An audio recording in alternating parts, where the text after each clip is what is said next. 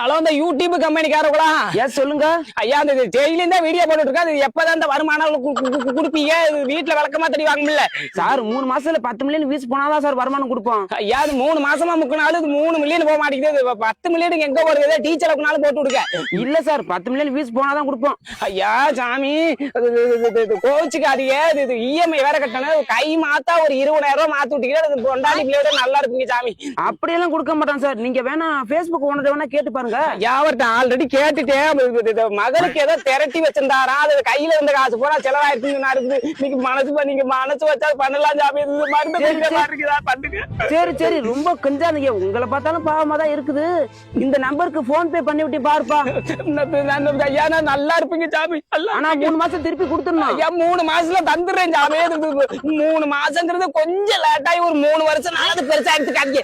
எது என்னதுன்னு என்ன? ஐயோ, ஒண்ணு கேள்வி